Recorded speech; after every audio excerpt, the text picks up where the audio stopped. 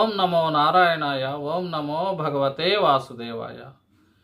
శ్రీ భగవద్గీత యందలి 3వ అధ్యాయము కర్మయోగమునందలి 28వ శ్లోకము. తత్వవిత్తు మహాబాహో గుణకర్మ విభాగయోః గుణాగుణేషు వర్తంతి ఇతి మత్వా న సజ్జతే. ఈ శ్లోకము యొక్క తెలుగు అర్థము: కానీ ఓ మహాబాహు అర్జున, గుణ విభాగతత్వమును కర్మ విభాగతత్వమును తెలిసి కొన్న జ్ఞానయోగి గుణములే గుణములయందు ప్రవర్తిల్లుచున్నవని భావించి వాటి యందు ఆసక్తుడు కాడు. శ్రీకృష్ణ పరమాత్మ ఈ శ్లోకమునకు ముందు శ్లోకమైనటువంటి 27వ శ్లోకమునందు వాస్తవముగా ప్రతి మనిషి చేసేటటువంటి పనులన్నీను ప్రకృతికి సంబంధించినటువంటి త్రిగుణాల ద్వారా సత్వ రజ తమో గుణాలు అనేటటువంటివి ఆ మనిషిలో ఉండటం వలన ఆ కర్మలు ఆ పనులను అతను చేస్తూ ఉన్నాడు. ఆత్మ అనేది అనగా ప్రతి మనిషి కూడాను ఆత్మే, తన స్వరూపము ఆత్మయే. అయితే ఆత్మ అనేది ఏ పని చేయదు, ఏ కర్మను చేయదు. తనలో ఉన్నటువంటి త్రిగుణాలు మాత్రమే ఆ కర్మలను చేస్తూ ఉన్నాయి. అయితే ఈ శరీరము, జ్ఞానేంద్రియములు, కర్మేంద్రియములు ఇవి నేను అనేటటువంటి భావన కలిగినటువంటి అతను. ఆత్మ అనేది వాస్తవంగా అతను, కానీ ఈ శరీరమే నేను అని భావించేటటువంటి అహంకారము అనగా మోహంచే అహంకారము పొందినటువంటి అతను, నేను అనే భావన కలిగినటువంటి అతను ఈ కర్మలన్నిటికీ, ఈ చేసే పనులన్నింటికీ కర్తను నేనే అని భావిస్తూ ఉంటాడు. కానీ కర్త అతను కాదు. అతనిలో ఉన్నటువంటి త్రిగుణాల ద్వారా, సత్వరజ తమో గుణాల ద్వారా ఆ పనులు చేస్తూ ఉన్నాడు అతను. ఆత్మ అనేది స్థిరముగా ఉన్నది తన యొక్క శరీరమునందు, ఆ శరీరానికి వెలుగునిస్తూ అంతే సాక్షిగా ఉన్నది. అంతేగాని ఆ చేసేటటువంటి పనులన్నీ కూడా త్రిగుణాలు చేస్తూ ఉన్నాయి, తనలో ఉన్నటువంటి త్రిగుణాలు చేస్తూ ఉన్నాయి. కానీ అజ్ఞాని, జ్ఞానం లేనటువంటి అతను, అజ్ఞానం వలన మోహం పొందినటువంటి అతను, విమూఢాత్ముడు, ఈ కర్మలన్నీ, ఈ పనులన్నీ నేనే చేస్తున్నానని అనుకునుచు ఉన్నాడు అని ఇంతకుముందు శ్లోకంలో తెలిపారు. ఈ శ్లోకం నందు శ్రీకృష్ణ పరమాత్మ జ్ఞాని గురించి తెలుపుతూ ఉన్నారు. జ్ఞాని అయితే ఏ విధంగా అనుకుంటాడు, ఏ విధంగా ఉంటాడు, ఏ విధంగా జీవిస్తూ ఉంటాడు అని ఈ శ్లోకం ద్వారా శ్రీకృష్ణ పరమాత్మ ఈ విధంగా తెలుపుచున్నారు. ఓ అర్జున,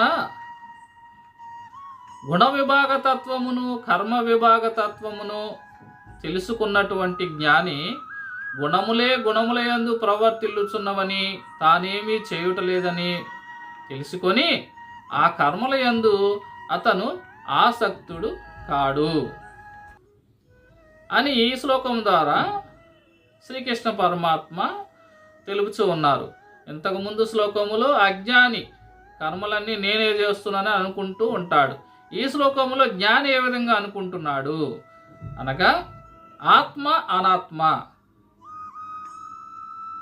ఈ ప్రతి మనిషి యొక్క శరీరానికి వెలుగునిచ్చేటటువంటిది ఆత్మ,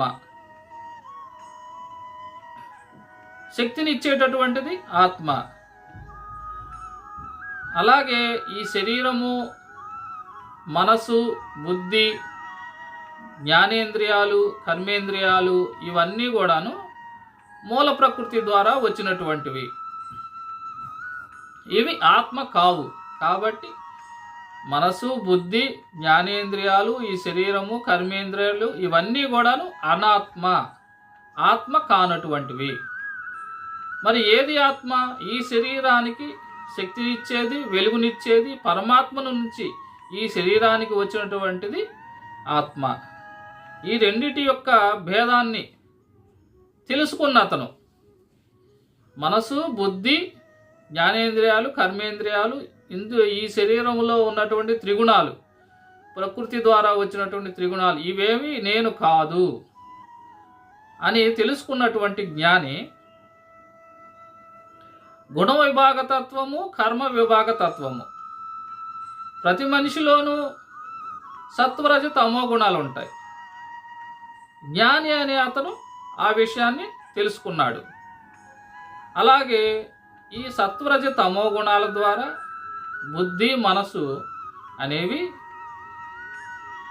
జ్ఞానేంద్రియాలకి ఏ విషయాన్నైనా చూడాలి అంటే కళ్ళ ద్వారా చూడాలి, వాసన చూడాలి అంటే ముక్కు ద్వారా చూడాలి, మాట్లాడాలంటే అనగా నోరు ద్వారా మాట్లాడాలి, వినాలనగా చెవుల ద్వారా వినాలి. అలాగే శరీరము ద్వారా శరీరానికి సంబంధించిన సుఖ దుఃఖాలను అనుభవించాలి. ఇవన్నీ కూడా మనిషి నడవాలని అనగా మన కాళ్ళ ద్వారా నడవాలి.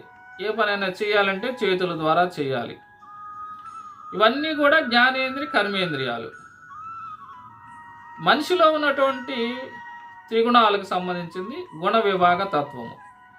ఆ త్రిగుణాల ద్వారా బుద్ధి, మనసు ప్రేరేపించబడి ఆ మనసు ద్వారా ఈ జ్ఞానేంద్రియ, కర్మేంద్రియాలకు ఆర్డర్ అనేది, నువ్వు ఈ పని చెయ్యి, కళ్ళకి చెప్పటం, ముక్కుకు చెప్పటం, నాలుకకి నోరుకి చెప్పటం, చెవులకు చెప్పటం, మనసు బుద్ధి ద్వారా, త్రిగుణాల ద్వారా మనసు బుద్ధి ద్వారా వీటిని ఆదేశిస్తే ఇవన్నీ కూడా ఆ పని చేస్తూ ఉన్నాయి. దీనిని కర్మ విభాగతత్వము అంటారు. కళ్ళు, ముక్కు, చెవులు, నాలుక, చేతులు ఇవన్నీ చేసేవి కర్మలు. అవి వేటి ప్రభావం చేత చేస్తున్నాయి? మనసు బుద్ధి ప్రభావం చేత. మనసు బుద్ధి అనేది తనలో ఉన్న త్రిగుణాల ప్రభావం చేత, సత్వరజ తమో గుణాల ప్రభావం చేత ఇవన్నీ చేస్తూ ఉన్నాయి. కర్మలు, గుణాల వల్ల మనసు బుద్ధి ప్రేరేపితం, మనసు బుద్ధి వలన జ్ఞానేంద్రియాలు ప్రేరేపితం కాబట్టి కర్మలు. వీటిని అక్కడ గుణ విభాగ తత్వము, గుణాల గురించి విభజించుకొనుట, తెలుసుకొనుట, అలాగే కర్మల గురించి తెలుసుకొనుట. ఈ విధంగా త్రిగుణాల ద్వారా, మనసు బుద్ధి ద్వారా, జ్ఞానేంద్రియముల ద్వారా కర్మలు జరుగుతూ ఉన్నాయి అని తెలుసుకున్నతను, వాటి గురించి తెలుసుకున్నటువంటి జ్ఞాని, అతను ఏ విధంగా ఉంటాడు అనగా గుణముల యందు ప్రవర్తిల్లుచున్నవని, అనగా సత్వరజ తమో గుణములు ద్వారా తనలో ఉన్న సత్వగుణం ఎక్కువగా ఉంటే సత్వగుణానికి సంబంధించినటువంటి కర్మలు చేస్తూ ఉంటాడు, సత్వగుణ కర్మలు. అలాగే రజోగుణము అధికంగా ఉన్న అతను రజోగుణానికి సంబంధించిన కర్మలు చేస్తూ ఉంటాడు. తమో గుణం అధికంగా ఉన్న అతను తమో గుణానికి సంబంధించిన కర్మలు చేస్తూ ఉంటాడు. వీటినే ఇక్కడ ఈ జ్ఞాని అయినటువంటి అతను గుణముల యందు ప్రవర్తిల్లుచున్నవని, ఈ త్రిగుణాలే తన శరీరంలో ఉన్నటువంటి ప్రకృతి ద్వారా వచ్చినటువంటి త్రిగుణాలే మనసు బుద్ధి ద్వారా, కర్మేంద్రియాలు, జ్ఞానేంద్రియాల ద్వారా ఆ మనిషిని ఆ పని చేయమని ప్రేరేపిస్తూ ఉన్నాయి. అంటే గుణముల వల్లనే అతనిలో ఉన్న ఏ గుణము ద్వారా ఎక్కువగా ఉంటే ఆ గుణానికి సంబంధించిన కర్మలు, గుణాలకు సంబంధించిన కర్మల్ని చేస్తూ ఉన్నాయి అనే విషయం. అనగా గుణముల యందు ప్రవర్తిల్లుచున్నవని అనేటటువంటి ఆ మాటకి అర్థము. తెలుసుకున్నటువంటి జ్ఞాని వాటి యందు ఆసక్తుడు గాడు. ఎందుకనగా సత్వగుణ కర్మలు ఉన్నాయి తనలో అధికముగా, ఆ సత్వగుణ కర్మలు చేస్తూ ఉంటాడు. గుణములు ఆ సత్వగుణం వల్లనే ఈ కర్మ జరుగుతుంది, నాలో ఉన్న సత్వగుణం వల్ల ఈ కర్మ జరుగుతుంది అనేటటువంటిది అతను తెలుసుకుంటూ ఉంటాడు. జ్ఞాని అనే అతను సత్వగుణాన్ని కలిగి ఉంటాడు. ఎందుకంటే సత్వగుణం కలిగి ఉన్న అతను మాత్రమే జ్ఞాని అవుతాడు.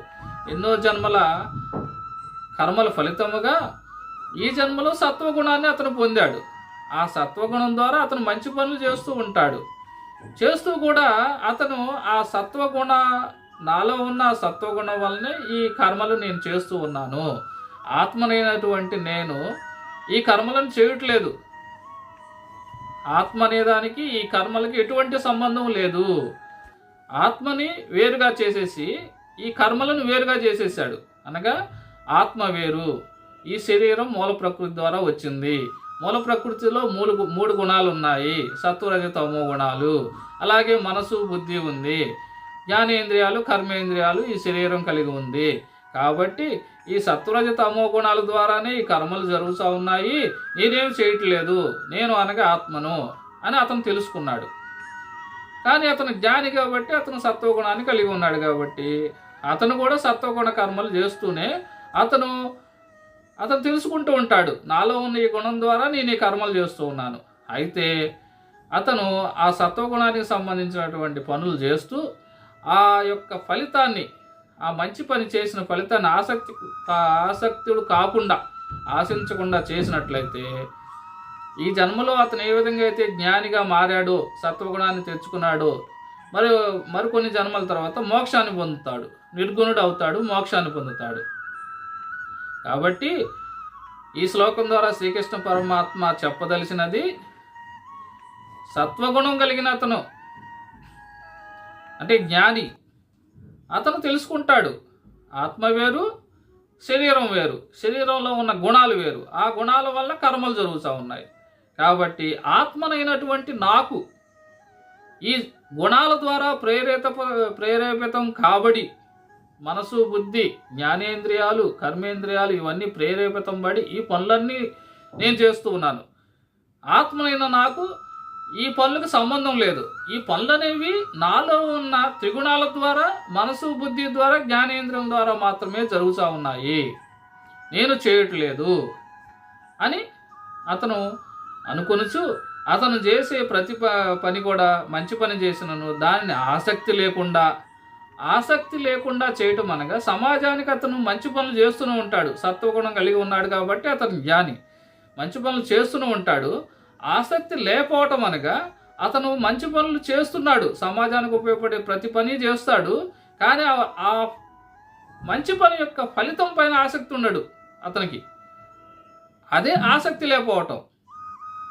అతను ఆ పనులు చేస్తున్నాడు, నాలో ఉన్న ఈ సత్వగుణం వల్లనే నేను ఈ పనులు చేస్తున్నాను అని తెలుసుకుంటానే ఉన్నాడు.